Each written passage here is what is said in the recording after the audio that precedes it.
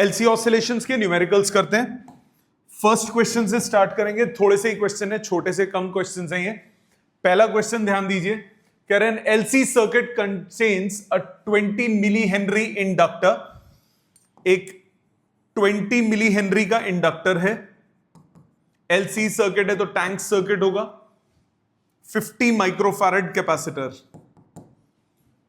With an initial charge of 10 milli coulomb. जो initial charge होता है वो क्या होता है? Maximum charge. तो वो कितना हो जाता है? Q not. क्यू नॉट आपको दिया हुआ है 10 मिली कूलम। क्यू नॉट दिया हुआ है 10 मिली coulomb and the resistance of the circuit is negligible. Let the instant the circuit is close to t equal to 0, what is the total energy stored initially? तो initial energy is purely electrical. Initial energy is purely electrical. So initial energy कितना हुआ? Half Q not square by C. तो half Q not square मतलब 10 मिली का square divided bye सी की value 50 micro. Solve करो, numerator कितना आया? 10 टू पावर -2 का स्क्वायर 10 टू पावर -4। डिनोमिनेटर कितना है? 10 टू पावर ये 100 10 टू पावर -4। रिजल्ट आया 1 जूल। तो initial energy of the system क्या होगा? 1 joule. B part,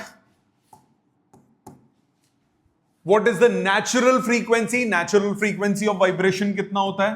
1/2 pi root L C. So 1/2 pi square root of L की वैल्यू 20 मिली और सी की वैल्यू 50 माइक्रो। सॉल्व करो, 1/2 pi square root of 10 to power -6 -3 -9 और plus में कितना? 1 2 3 minus plus में 3, तो ये हुआ -6। बाहर आके हुआ -3। 1000/5 पाई मतलब 200/पाई हर्ट्ज। ये हो गया बी पार्ट का आंसर। आ जाते हैं सी पार्ट पे। At what time the energy stored is completely electrical. ये डायरेक्ट फॉर्मूला बेस्ड क्वेश्चन हो गया। इलेक्ट्रिकल कब कब होती है? कंप्लीटली इलेक्ट्रिकल कब होती है? जब पूरा का पूरा एनर्जी किसके पास होता है? कैपेसिटर के पास। वो कब कब होता है? टाइम 0 पे, टाइम t/2 पे, टाइम t पे एंड सो ऑन। तो इलेक्ट्रिकल होगी t equals to 0। t equals to 0 पे इलेक्ट्रिकल होगी, फिर t इक्वल्स टू t/2 पे, फिर t इक्वल्स टू t पे, और फिर आगे चलते जाओगे 3t/2 and so on. Completely magnetic कब कब होगी? मैग्नेटिक कब कब होती है? t इक्वल्स टू t/4 पे, 3t/4 पे, आगे चलते जाओ 5t/4 एंड सो ऑन। ये किया था थियोरी सेक्शन में।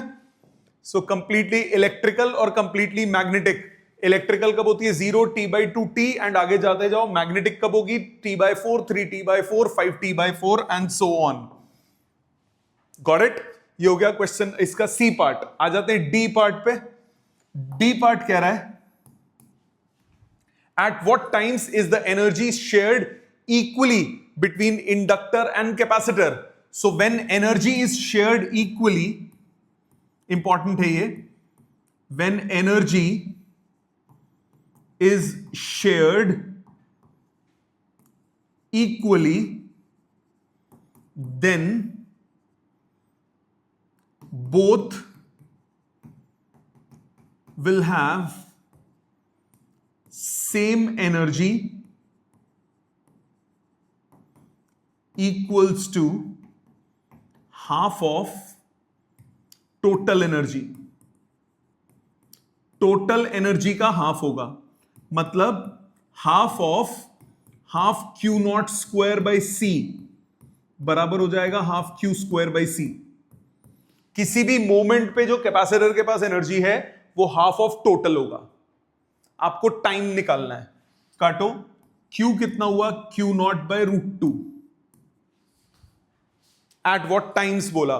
Q कितना होता है, Q naught cos omega T, Q naught cos omega T हो गया Q not by root two, ये प्लस माइनस आएगा स्क्वायर रूट करोगे तो, सो कॉस ओमेगा टी कितना हुआ,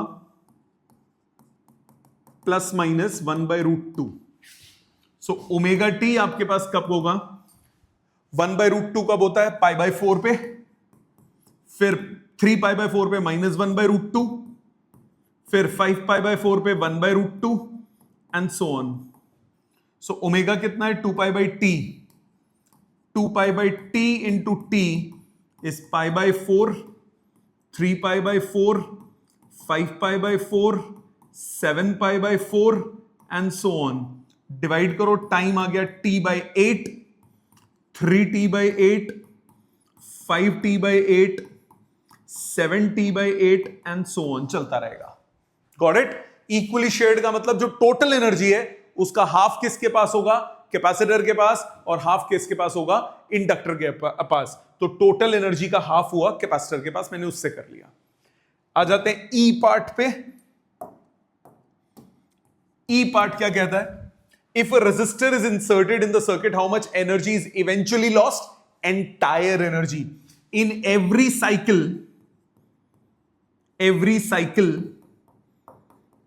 there will be some loss of energy, and eventually entire energy will be lost। मतलब 1 joule total energy system की क्या थी, 1 जूल, तो पूरी की पूरी 1 जूल एनर्जी लॉस हो जाएगी। समझ में आया, ये मैंने डैम्पिंग एक्सप्लेन की थी आपको लास्ट उसमें, कि धीरे धीरे हर साइकिल में थोड़ी थोड़ी एनर्जी लॉस होगी और eventually entire energy will be lost in the form of heat. Got it. ये हो गया क्वेश्चन नंबर 1। आ जाते हैं सेकंड पे। सेकंड पे ध्यान दीजिए। सेकंड में आपको बोल रहा है there is an LC oscillator at t equals to 0, charge on the capacitor is maximum equal to Q naught. तो Q की वैल्यू दी है Q naught initially charge maximum है किसके बराबर, Q नॉट के। Find out the current in the circuit when the energy is equally shared between this. Equally shared का मतलब आपके पास टोटल एनर्जी कितनी हो गई, टोटल एनर्जी हो गई half Q naught square by C।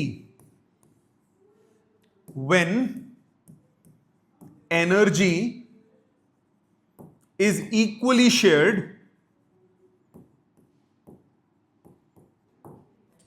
तो क्या होगा, half of total is equal to energy of capacitor, energy of inductor. Yes और नो। टोटल एनर्जी का आधा कैपेसिटर के पास होगा और आधा इंडक्टर के पास होगा। सो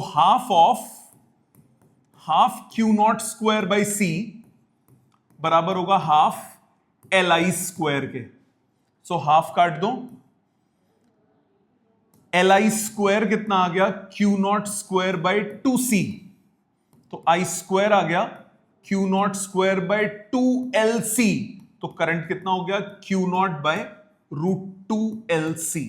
तो करंट कितना होगा, Q not by √2LC। A part.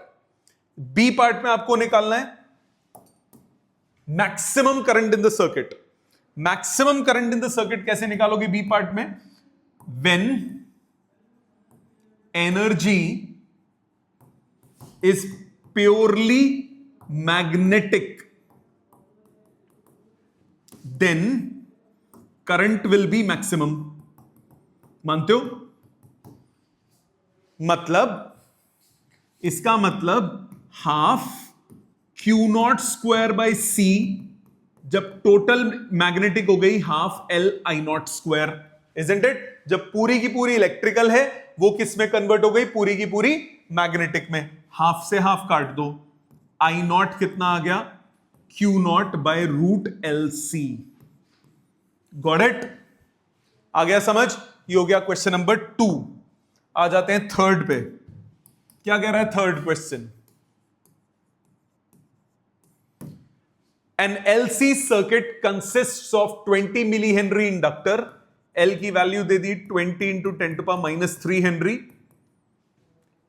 0.5 microfarad capacitor, 0.5 into 10 to power -6 farad capacitance they the.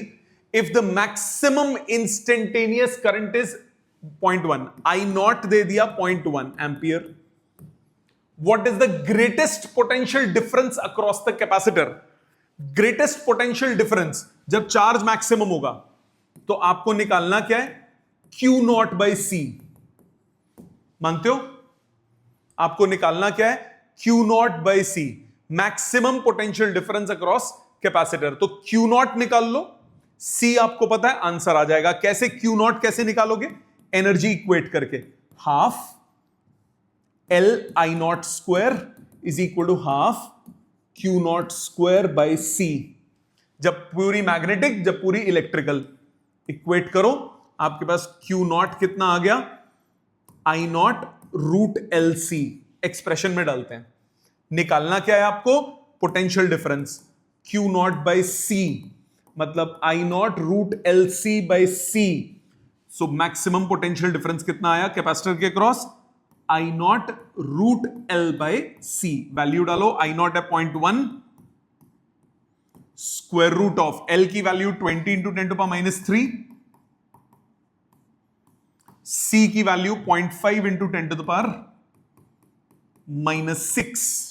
So 0.1 square root of 40 into 10 to the power 3. So 0.1 into 200. Answer आ गया 20 वोल्ट. समझ में आई बात? क्लियर? एकदम. क्या किया मैंने पहले Q नॉट निकाला कि मैक्सिमम चार्ज कितना होगा. अगर मैक्सिमम चार्ज निकालना है, मैक्सिमम चार्ज निकल गया तो उस वक्त कैपेसिटर का वोल्टेज कितना होगा? Q naught by C. वो मैक्सिमम पोटेंशियल डिफरेंस हो गया. आ जाते हैं फोर्थ क्वेश्चन पे. In an LC circuit, L is 0.75 Henry, 0.75 Henry. C is 18 microfarad.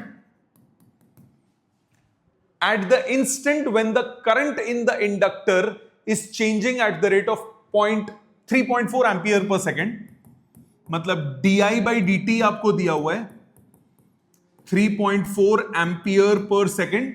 What is the charge on capacitor? किसी एक मोमेंट पे दोनों की वोल्टेज बराबर होती है. L di बाई dt is equal to Q by C. दोनों की वोल्टेज बराबर होती है तो आपको चार्ज निकालना है. तो चार्ज उस मूवमेंट पे कितना होगा? LC into D I by D T. Value डालो. L की वैल्यू 0.75, C की वैल्यू 18 माइक्रो और D I by D T की वैल्यू 3.4. ठीक, कैलकुलेशन करते हैं. ये आपका 0.75 होता है 3/4. सो 3/4 इंटू 18 इंटू 3.4. कट करो. ये 2, ये 9, ये 1.7 और यहां पे 10 टू पावर -6 भी था. 9 3 से 27, 27 इंटू 1.7, 49 7 14 15 18 7 2 9 8 7 15 4 45.9. सो ये आ गया 45.9 माइक्रो कूलम. 10 टू पावर -6 भी था. ठीक, इसका सेकंड पार्ट पे आ जाओ. बी पार्ट पे. इसका बी पार्ट क्या बोल रहा है? When the charge on capacitor is इतना.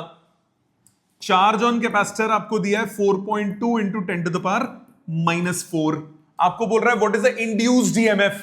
Again same, L D I by D T होता है इंड्यूस्ड ईएमएफ और ये किसके बराबर होगा? Q बाई C के. किसी भी मोमेंट पे पैरेलल में वोल्टेज सेम रहेगी. सो आपके पास इंड्यूस्ड ईएमएफ कितना आ गया? Q by C. चार्ज कितना? 4.2 इंटू 10 टू द पावर -4 और C की वैल्यू कितनी दी हुई है? 18 microfarad. 18 into 10 to the power -6. ये आ गया 420 डिवाइडेड बाई 18. 6 से जाएगा 70 बाई 3, 23.33 वोल्ट. ठीक है जी. समझ में आ गया? ये हो गया क्वेश्चन नंबर 4। आ जाते हैं फिफ्थ पे। फिफ्थ क्या कह रहा है? A transistor oscillator using a resonant circuit with an inductor and a capacitor in series produce oscillations of frequency f. If L is doubled and C is changed to 4C, the frequency कितना होता है? 1/2 pi root LC. New frequency कितना हो जाएगा? 1/2 pi root. Frequency is doubled. नहीं, sorry. If L is doubled, 2L, and C is changed to 4C. तो कितना हो गया ये? न्यू अपॉन √8 बचेगा। So frequency divided by 2√2। तो frequency divided by 2√2, B option. ठीक, आ जाते हैं लास्ट क्वेश्चन पे। Sixth, a condenser of capacity C is charged to a potential difference V1. The plates of the condenser are then connected to an ideal inductor of inductance L. मतलब पहले आपने potential difference V1 लगा दिया, initial energy आ जाएगी। The current through the inductor when the potential difference across the condenser reduces to V2, मतलब loss in energy of capacitor will be equal to gain in energy of inductor. Energy में कितना loss होगा? Half CV square अब लगाओगे, minus half CV2 square. Gain कितना हुआ? Half LI square. आपको current निकालना है, करंट थ्रू द इंडक्टर।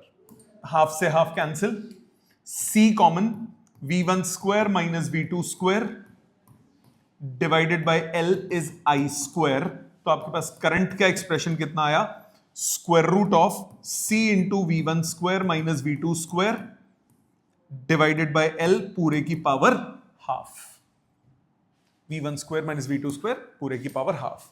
ठीक है जी, तो ये हो गए सारे के सारे न्यूमेरिकल्स। अब आपको घर पे क्या करना है, एक बार दोबारा कीजिए, और कोई दिक्कत आती है तो क्लास में पूछिए। Thank you very much.